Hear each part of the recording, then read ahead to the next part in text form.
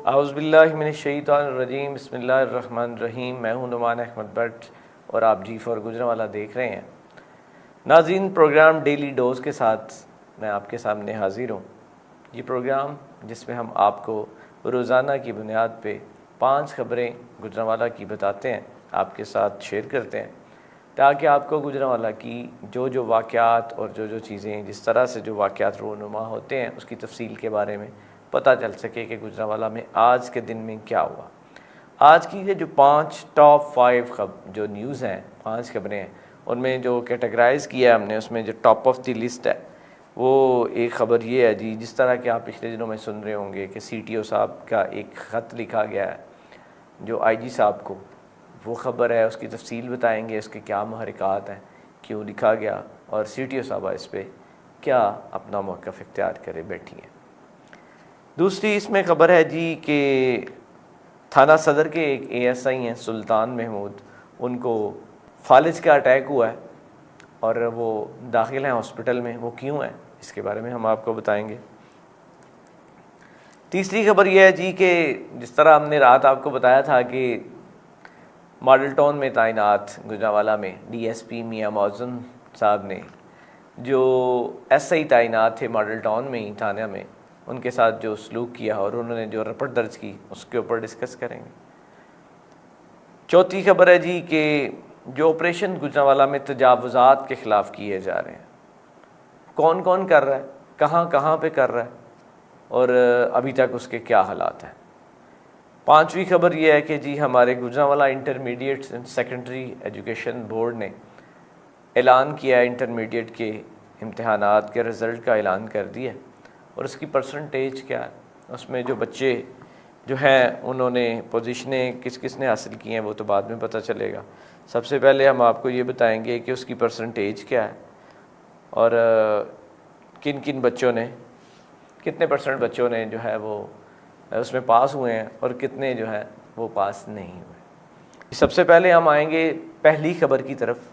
सबसे पहली खबर यह है जी, CTO गुजरांवाला के ख़िलाफ़ पिछले दिनों में आपने एक बात शायद सुनी हो कि जी जो कन्वीनेंस कमेटी थे, जो DCC कमेटी थी, डिस्ट्रिक्ट कोऑर्डिनेशन कमेटी थी, उन्होंने सब ने MP MNAs ने मिलकर एक ख़त लिखा था IG पंजाब को कि जी जो गुजरांवाला में CTO हैं इनको बदला जाए।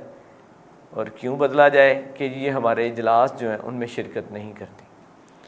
तो इस पर हमने भी 1-2 प्रोग्राम किए, शहर की ट्रैफिक को लेकर भी किए। जिस तरह के एक दिन पहले आपने देखा होगा मुनीर चौक से भी हमारी खबर चली थी कि उधर जो लिफ्टर वाले हैं वो क्या करते हैं, अपने PT भाइयों को छोड़ देते हैं और दूसरों के साथ जो है वो ऐसा सलूक करते हैं, उनके चालान करते हैं। तो इस बारे में जब हमने जानने की कोशिश की तो CTO साहबा ने अपना मौक़िफ़ ये बताया। उन्होंने कहा जी सबसे पहले तो जो लेटर्स हैं ये तो लिखे जा रहे हैं, काफ़ी देर से लिखे जा रहे हैं, लेकिन असल मसला कुछ और है। उन्होंने ये बात भी कही कि CM साहबा जो है उनके पास जो पोर्टल है उसमें सबसे अच्छी कारकर्दगी हमारी है। चालान के लिहाज से हम सबसे ज़्यादा चालान कर रहे हैं, यानी कि लोगों को तंग कर रहे हैं। और इसके अलावा जो यहाँ पर सूरत हाल है ट्रैफिक की, उसको भी हमने कंट्रोल किया है एज़ पर CM पोर्टल।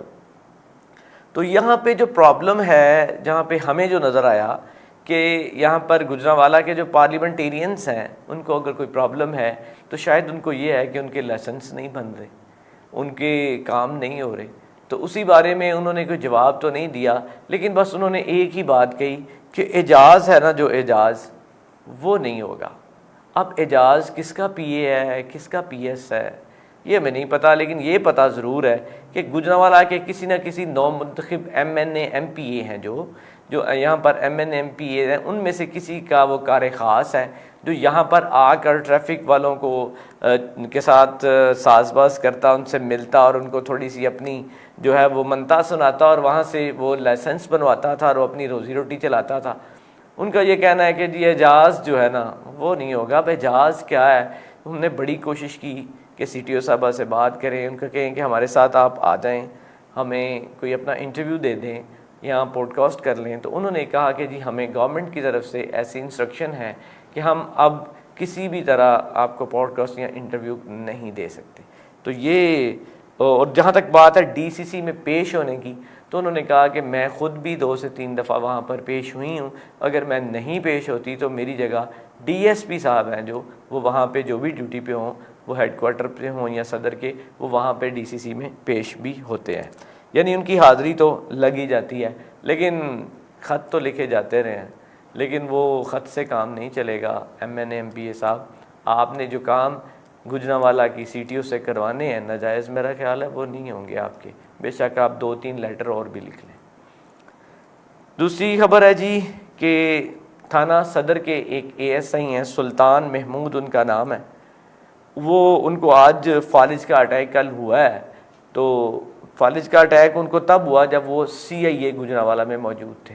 वो CIA गुजरांवाला में क्यों मौजूद थे, इस बारे में थोड़ी सी तहकीक करने पे खबर मिली है, लेकिन यहाँ से मैं थोड़ा सा आपको बता दूँ कि सुल्तान महमूद साहब वो ASI हैं या वो पुलिस के वो मुलाजिम हैं कि जिन्होंने गुजरांवाला के बहुत से अंधे कत्ल और डकैतियों के सुराग लगाए हैं।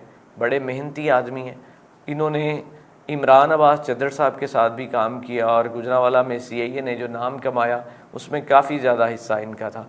चलें, वक्त गुजर गया, आगे अभी वो थाना सदर में तैनात थे।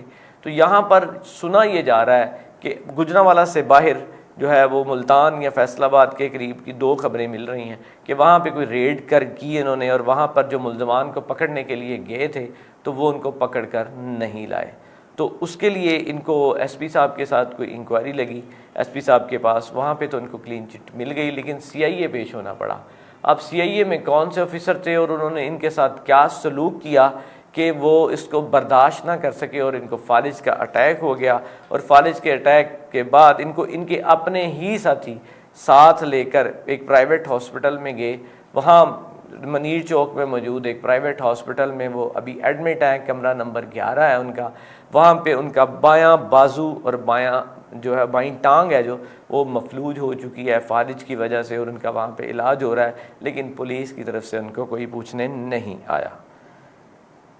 चलें जी, ये थी सारी चीज़ें ख़बर नंबर 2 की। और तीसरी खबर यह है जी कि जिस तरह आपने कल भी सुना होगा, हमारे इसी प्रोग्राम में हमने आपको बताया था कि DSP मॉडल टाउन जो है मियाँ मौज़म, उन्होंने एक 302 के मुकदमा में एक जो अपने तफ्तीशी से SI कलीमुल्ला उनको कहा कि वो जो मुल्ज़म है उनको उसमें से थोड़ा सा रिलीफ दिया जाए या क्या किया जाए, जिस पर वो चले तो गए, लेकिन बाद अज़ां कॉल भी की। उन्होंने कहा कि जी मैं जो उनकी रपट के मुताबिक मैं बात कर रहा हूँ कि जी आपने वो मेरा काम कर दिया है। उन्होंने कहा जी नहीं, मैंने ये काम नहीं किया, मैं CPO साहब को मुल्ज़म पेश करूँगा तो उसके बाद ये देखूँगा।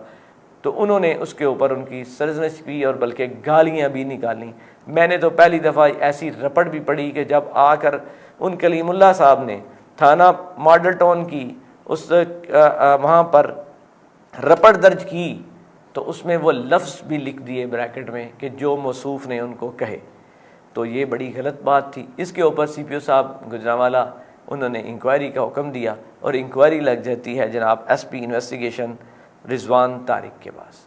अब उनके पास ये इंक्वायरी चल रही है, देखते हैं क्या होता है। वैसे तो रिजवान साहब बड़े मंझे हुए ऑफिसर हैं, बड़े अच्छे तरीके से बात सुनते भी हैं, और सुना ये भी है कि वो अपने जो ऑफिसर्स हैं पुलिस के मुलाजमीन हैं उनके लिए कुशन भी रखते हैं।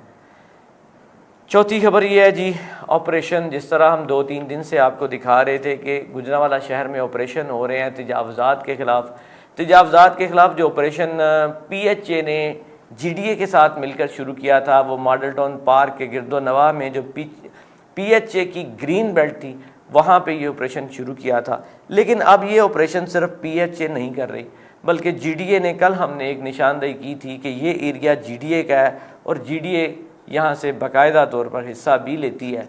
तो आज GDA ने वहाँ पर भी ऑपरेशन करना चाहा है नरम अंदाज में, और वहाँ पे उनको 2 दिन का टाइम भी दिया गया कि 2 दिन के अंदर अंदर आप ये चीज़ें पीछे ले जाएं, वरना यहाँ पर भी ऑपरेशन किया जाएगा। कारपोरेशन, म्यूनसिपल कारपोरेशन गुजरांवाला ये भी ऑपरेशन कर रही है शहर के अंदर।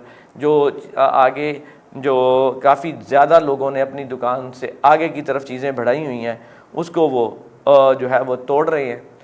तो चौथा ऑपरेशन जो है जी ये ट्रैफिक पुलिस कर रही है। ट्रैफिक पुलिस कौन सा ऑपरेशन कर रही है? GT रोड पे अगर आपकी नज़र से गुजरा हो तो उसके ख़ास तौर पर सियालकोटी दरवाज़ा के करीब चीज़ें काफ़ी ज़्यादा रोड की तरफ बढ़ रही हैं, जिसमें काफ़ी ज़्यादा ऐसे लोग हैं जो रेडी बान हैं, उन्होंने अपनी सारी दुकानदारी सड़क पे ले आई हुई है, जिससे ट्रैफिक में जो काफ़ी ज़्यादा ट्रैफिक के बहाव में जो है वो मसला भी बनता है। इसके साथ साथ शेरावाला बाग के गिरदो नवाब में काफ़ी ज़्यादा रेहड़ियाँ लगी हुई हैं, वो रेहड़ियाँ जो हैं वो ट्रैफिक के बहाव में प्रॉब्लम पैदा करती हैं।